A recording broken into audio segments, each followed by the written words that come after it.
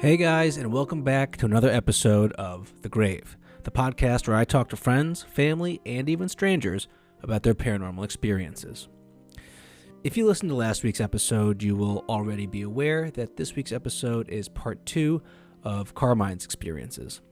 In part 1, we discussed some strange encounters he had as a child, and also him becoming haunted while working at a hospital. This week, we leave the shadow figures behind and get into some experiences he had while ghost hunting, which include a pretty wild full-bodied apparition of a woman. Again, Carmine is a doctor, so for me, hearing someone like him with his occupation and background rooted in science talk about the paranormal is incredibly interesting. I won't belabor this intro anymore, and without further ado, here is part 2 of Carmine's stories. It just doesn't end. It sounds like I'm BSing. It's just so many things. It's like I should become my own show. I love crazy. It. You should start your own podcast. So then, now we're in the ICU, and this is, I don't know, maybe not even a year later, and I'll have to get you the audio. I have it somewhere. But anyway, so in the ICU, in one of the rooms, there was it's the ICU. People are sick. Yep. But there was a very untimely death. And there was a lot of emotion between the patient and family. It was just not a good scene. Let's just put it like that, right? Fine. The patient expires. Now, life moves on, right? So this is when I'm doing the night shift. And that room, you have a patient, and the patient would ring the bell. And the nurse say, yeah, what's going on? And the patient would be like, there's a man in my room, right? And, it's basically the nurse's station is in the middle, and then the rooms are all around. So all you have to do is look up, and the nurse there's no one in your room. Go back to bed. Right. That happened the first couple of nights, different patients. Oh, so it wasn't just one person, it was multiple patients. Oh no, a couple of patients, people would see men in their room. And the nurses were starting to get a little freaked out, but they're like, it's nothing. Could they describe, was it like... It was just, they just said a man. They just said a man. It was like a silhouette, kind of like shadowy, couldn't see features, but in the corner of my room. Yeah. Week 2, roughly, patient starts screaming, help me, help me, help me. Now we all get up. What's wrong? There's a man choking me. There's this man on top of me choking me. He's trying to kill me. Okay. And there's no one there. Now we're all like, what? What's going on here? And this is multiple patients again? Multiple patients, one room. Just one room. Okay. So the room where we had that unfortunate event. So, right. Okay, now we're a little creeped out. So now it's just, I'm just, I don't know exactly, but, a day or two later, the room is now empty. It's at night, and the nurse is sitting down at the computer doing her thing, and she hears her name called from the room. Someone calls her name. Yeah. And now she's like, uh-oh, what's going on? So it wasn't just her. So she'd be like, oh my God, something just called my name. They're like, yeah, whatever, right? You're probably hearing things. Everyone sits down. Maybe an hour later, another nurse name was called from that room. Different nurse. Yep, but knew their names. Would it so the person who passed in that room, would he have known those nurses potentially? No. Okay. Yeah, so this, whatever the thing is, was calling their name. And so now they're creeped. And so understandably so. They're like, what the hell's going on? So what they did was, I'll get you the audio. They put a camera and they just let it roll overnight. No one was in the room. And they didn't get anything on video, but the audio in the morning was the most animalistic, horrible screams and growls you could possibly imagine. Oh my God. I'll send it to you. Yeah, that would be huge. And so weird, it's not like any animal. It was just like something you hear, you watch on TV. It was just like some creature howling and screaming. And so that morning we had it, and then, we have a priest that comes through, they blessed it, whoever, any Catholics. So we're like, hey, what do you think of this? So we let him hear it. And he's like, oh, that's a demon. I was gonna say that. Yeah, like I would say that, the sky is blue. He's like, oh yeah, that's a demon. Right. Obviously. He's like, duh. He's like, this is what you have to do. He took a crucifix, put it on the bed, and he said, you have to isolate the room. So we couldn't tell administration, but we took the yellow police tape, and we put it across the front of the room so no one could go in. He said, I'll be back later. He came back later with his partner, another priest. They had this big bag, and they said all these prayers, and it was strange because things were moving in the room that shouldn't be moving. Oh, like while Like they were doing the. Oh yeah, like it's not like on TV, you know, they make like it's a hurricane. It wasn't like that, but the monitor was moving, the sink would go on and off, like the water. Yeah. And so it was a little weird in there but they were in there for about an hour, and then whatever it was gone. Yeah, I'll send you the audio. The power of Christ compels you. Yeah, it's crazy. It was like, and I'm like, do you guys deal with this? They'll, regularly, they're like more than you'd want to know. Like, deal with this quite a bit.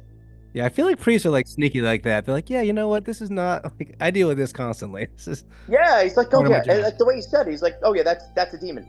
It's like no one in that room. No one could be allowed in that room. Yeah. And he wouldn't do it by himself. He had to get his partner, and they read some ritual, Catholic ritual, and they had like oils and holy water, and they did their thing. Yeah. And again, again, not like the movies, but the monitor was shaking and the sink was going on and off. Right. I mean, that's enough. I feel like I don't think much more. That's pretty wild. Yeah. So that was then. So again, these are all things that happen. I'm not saying these are at all related. I just think these are separate entities or whatever that exist. And just from luck or whatever, I've been privy to this. Would you say that maybe, I mean, obviously, I think given, the hospital setting that, obviously people die in that building, obviously it makes sense that there would be some lingering spiritual activity going on in that. Sure. Yeah. I think so. I mean, again, I'm no expert. You know better than I would. But there's a lot of sadness. I mean, sometimes, yes, there are good deaths. There really are. But, a lot of times it's not pleasant. It's a sad event. There's a lot of emotion, a lot of negative emotion. Right. So, I'm wondering if, I don't know, some people linger. Your guess is as good as mine. I don't know. Well, I've thought, and I'm not the only person who's thought this, but there's the theory out there that when you die in throes of some like immense emotion, whether it's anger, rage, sadness, the spirit can linger, earthbound until either whatever that emotion is gets resolved, or you are pushed into the afterlife by a priest or something. Yeah. But no, I don't know.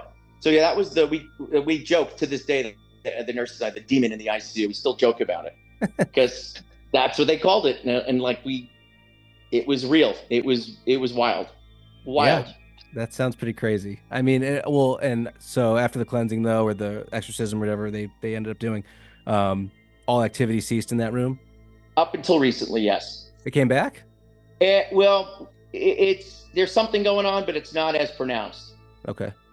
Interesting. So we're just keeping an eye out. It's just that one room. I don't know. And that was that. And then let's just try to think experiences. Then this, obviously, because I'm kind of exposed to all this, I'm like, okay, let me try to. I mean, there are books, but I think maybe for me the best way to learn these things is experience. Let me see if I can experience something. Sure. So again, my friend Joe and I bought. Do you know what the Ovilus is? Yeah. So it's it's a word bank. Yep. Pretty much just spits out words.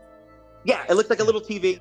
Yep. So we went to, now Latitudes is they're making their way for the new hotel, but when Latitudes was open by in the Mystic Seaport. I got married there. Oh, okay. That place is massively haunted. Massively. Really? Well, of course they bulldozed it. But you know what? I'm going back to the Delamar because I'll tell you what happened. Yeah. So Joe's wife, I guess she was cousins or family with one of the management at Latitudes. And anyone who works at Latitudes will tell you it is massively haunted. Really? Okay. Good to know. So I knew that. I didn't want to know anything. I just so I was with Joe and a couple of friends. I'm like, let's just see what we find. Let's just go have fun. Yeah. So we had the Ovilus, and we had some cameras and digital recorders, that the usual stuff you see on TV. Yep. So now it's after it was a Monday because they were closed on a Monday. So but it was probably about 9:00 at night.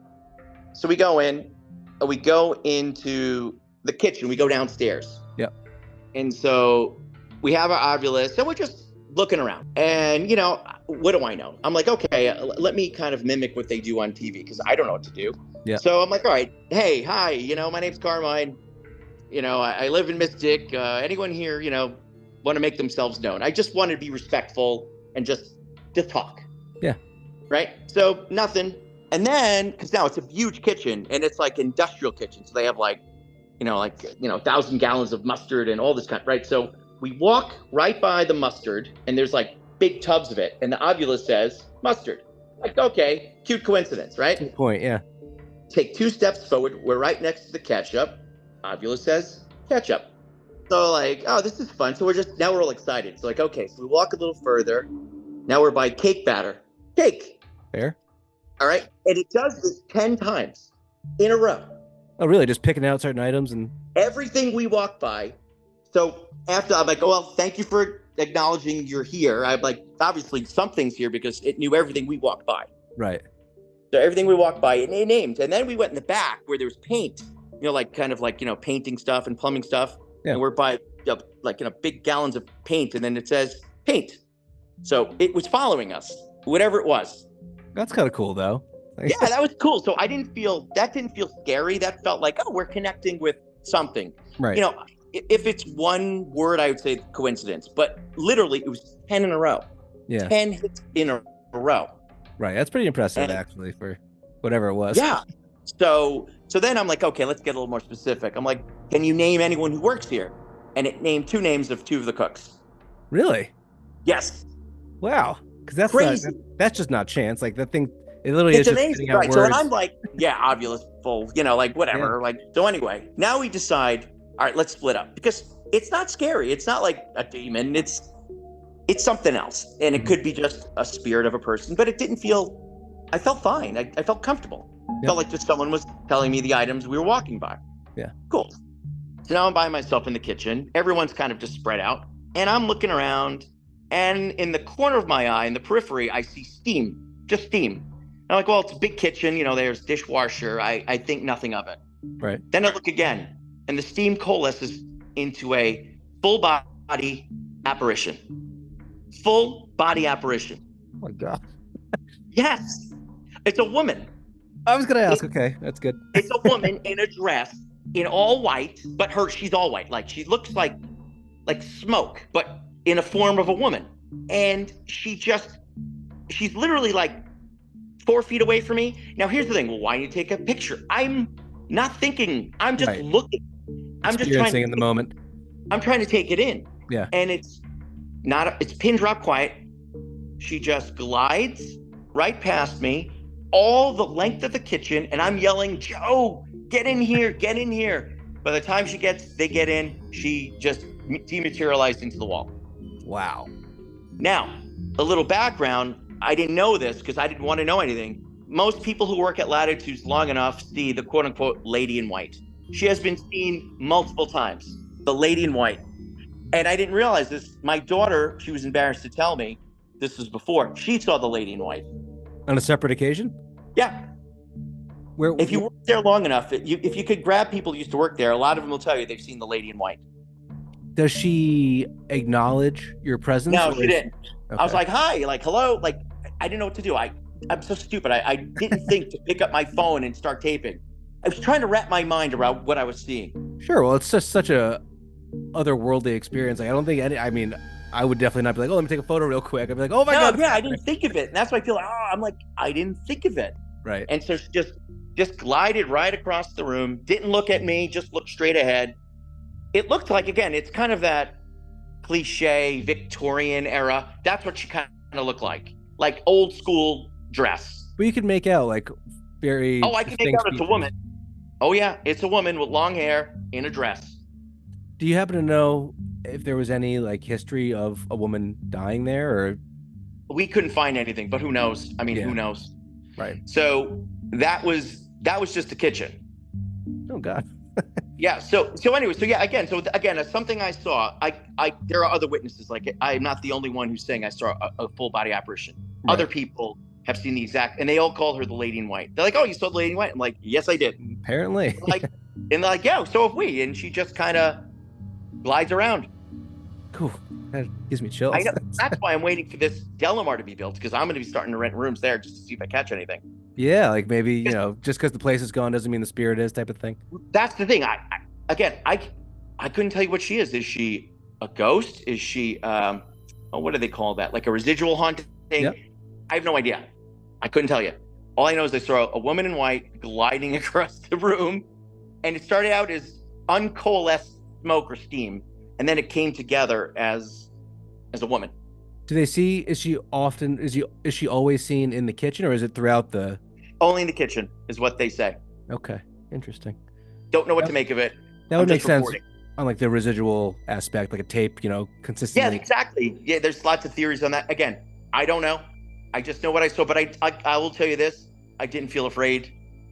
It felt fine. It felt natural. I didn't like the fight or flight response did not kick in. Right. I didn't want to get the hell out of there. No, I was fascinated. I was just intrigued. In awe, kind of the. It was, yeah, and it was not scary at all. At all. Really? I feel like I would have screamed. No, it was just. I don't think you would, because you just stop and stare. You're like, what is that? Yeah. And it was calm, and she didn't like. It was like Ghostbusters, where she turns around and becomes a demon. Yeah. It wasn't like that. So it was a really fun experience downstairs. Upstairs was not so pleasant. Oh boy. Okay, let's go. So now we're like, yeah, I start Ghost. We have the positive Ovilus, connection. We're onto something. So now we go up to the first floor of the dining room, and it's like now it's probably like 10 o'clock at night, and it doesn't feel good up there. It feels really heavy. Yeah. Okay. I can't explain it. It just feels heavy. Yeah. Yeah. It feels like it's harder to breathe. Mm-hmm. Like it's harder to move even. It's that kind of feeling. And I'm like, so I'm standing there with Joe, and I'm looking. And Joe's like, what are you looking at? I'm like, something's here. I can't see it. Something's not right. Yeah. Like it just feels weird. And again, I'm no expert. I'm just telling him how I feel. As soon as I say that, the Ovilus goes off. I won't say exactly, but it got very personal towards me. Oh, okay. It mentioned a woman. Mm-hmm. It mentioned something that happened between us, and it called it unholy. Oh, wow. It mentioned her name specifically, and it's not a normal name. And so Joe's like, he's lucky he doesn't get it, and he looks at my face, and I'm white. And Joe's like, that was for you, right? I'm like, yeah. He's like, you'll have to tell me about that later. And I did. And he was like, holy cow. Yeah. That's pretty, that's pretty spot on. It was spot on. And I'm like, and again, I know the Ovilus, you could read into it, but that between downstairs and the apparition and that, I'm like, come on. It's too much to be a coincidence. Yeah. Yeah, like, come on. Yeah. So, the full body alone was amazing. Right. So then that's that. So now fast forward, I'm dating, my wife now is Lori. She's awesome, but she's the one who's never had paranormal experience in her life. Yeah. Ever. I think she's like the anti-ghost person. I think she scares them away. Yeah. She just repellent. It's not that she doesn't believe, it's just she's never seen one. And I told her all my experiences. And unfortunately, the next thing that happened was her birthday party. So Spicer Mansion, it in Mystic, right? Love that. I used to be a member. So me too. So this was just 2 years ago. Yeah, 2 years ago. It was her birthday. And I'm like, you know what? I'm gonna have a fun party at Spicer Mansion, right? I invite all my friends. I invite her friends. We have a little 3-piece live music, and I hired some psychics for fun. Sure. I think, psychics are for fun, because I think a lot of psychics are more like they do cold reading and stuff. I think a lot of that's just BS. But I agree. I'm not saying all of them, but I use them this was just purely for entertainment. Yep. Let's just have a fun party. And so I made it kind of a paranormal party. So I had psychics, and then at night, Joe knew, I don't know his last name, but Dustin from Ghost Hunters. Oh, yeah. Dustin. So I hired him to come to do a ghost investigation with us at Spicer Mansion. That's pretty cool. Yeah, so that was our party. And it was like a sleepover. So it was like we had food, alcohol, psychics, music, and then to top it off, we're going to do some ghost hunting. Dustin was there. Yeah. So the psychics, it's whatever, it's fine. So I rented a room. Now, this is before Spicer got, refurbished. Yep. Previous owner, he would rent rooms. So I was in need of a room for 1 month. So I rented a room at Spicer Mansion. I never saw anything while I was awake, but I had some weird dreams there. I always had a sense there was something there. Mm-hmm. But I never saw it during the day or when I was awake. It was just odd dreams. Whatever, fine. So now fast forward to this party. Dustin's here. I don't know what device he has, but it's some type of receiver where we can ask questions, and if something wants to, it can speak through the receiver and it'll come out in real time. So it'll be, instead of like an obvious, you'll see the word, it'll say the word, right? So cool. I've never seen it. I don't know. By this time it's like midnight, and there's probably just a handful of us with Dustin, a lot of other people in the party just having fun elsewhere, including my wife. So she missed the whole thing.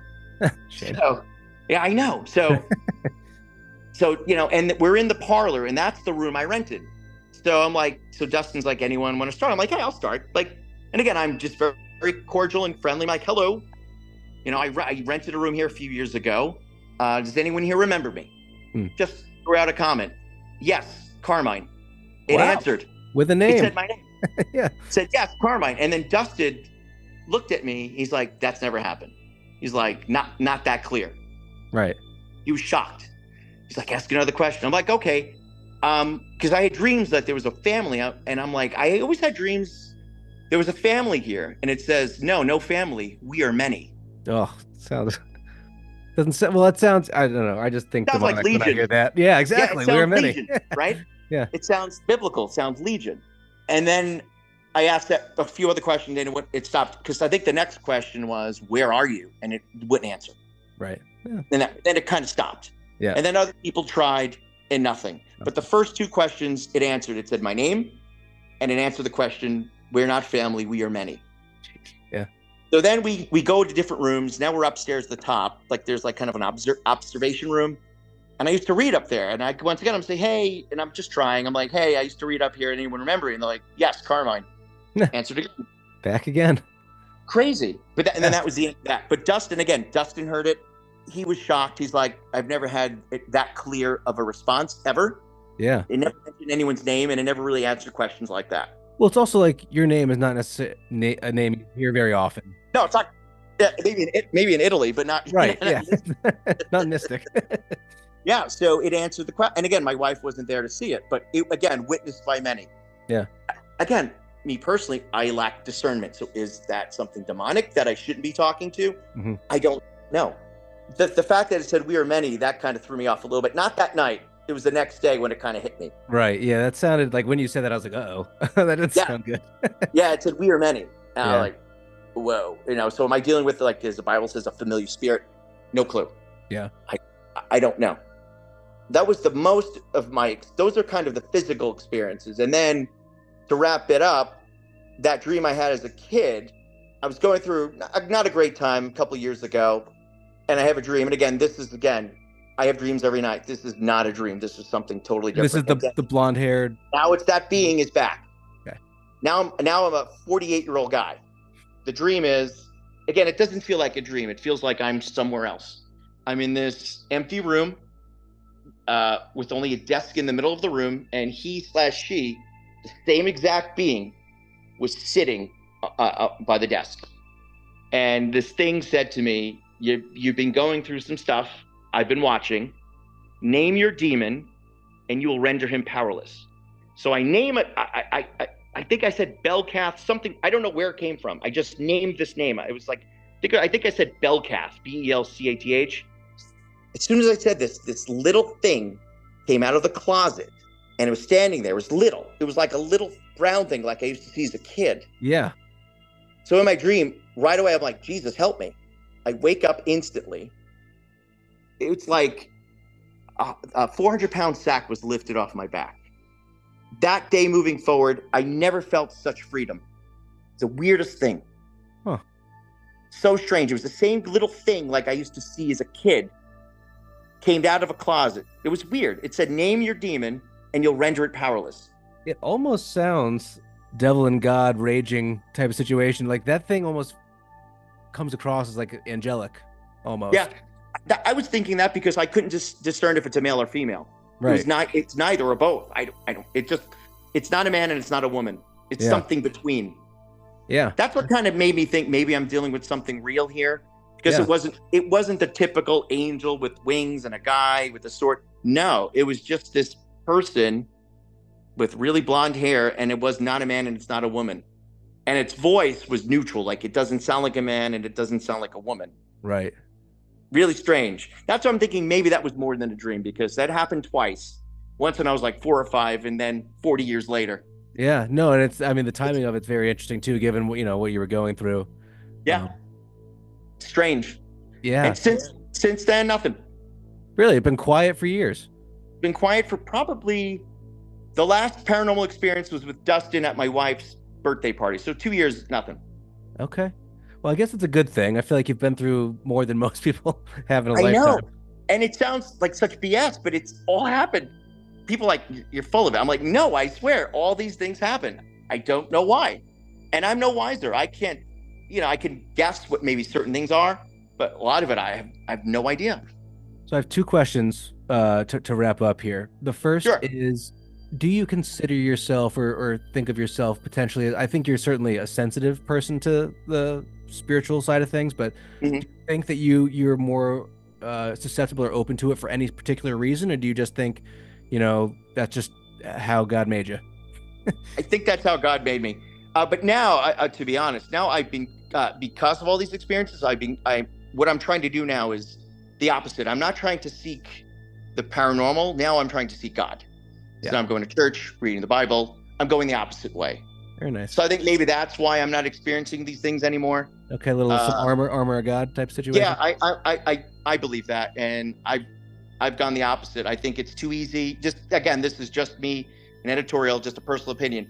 I think those things are there, and I think they've approached me at low times in my life. So I think some of these things were feeding off of me. Yeah, just my opinion. And I think it's too easy to find them. I think seeking God is a lot harder to do, and that's why I've gone the opposite way now. Yeah, I've kind of pretty much given up looking. I've had plenty. Right, I was gonna say you don't need any more. So I know there's a lot more out there than meets the eye. Again, I call it an unseen realm, because what else can I call it? Right. So my last question to you was going to be, as a doctor, and you still deal with the sick and the dying. Yep. Does it give you some sense of positivity, or when you're in a situation where someone's going to pass, or someone's having a tough time, are you more empathetic and able to be like, there's something else, like maybe whether you say it out loud, but you can be tell that person like it's going to be okay type of thing? Yes, I definitely do. It's helped me a great deal. Clearly, that it doesn't end when you die. And I told you the bad experience, which possibly opened up something where some things followed me. But I also see lovely experiences where someone's about to die and they see their mom. Like I had not recently, like a 98-year-old woman, she sees her mom. Yeah. I believe that. I don't think personally, I don't think those are hallucinations. I think they're seeing something. And I guarantee this is 10 out of 10 times when a patient sees their loved one, it's just a matter of, of a day before they pass. Yeah, they're going soon. Yeah, I think that definitely. Yeah, they're going soon. And I think that's beautiful, where they're at peace. They're like, I just saw my family. And, I know we have no more time now, but near-death experiences, geez, I have friends and patients who have had a ton of near-death experiences.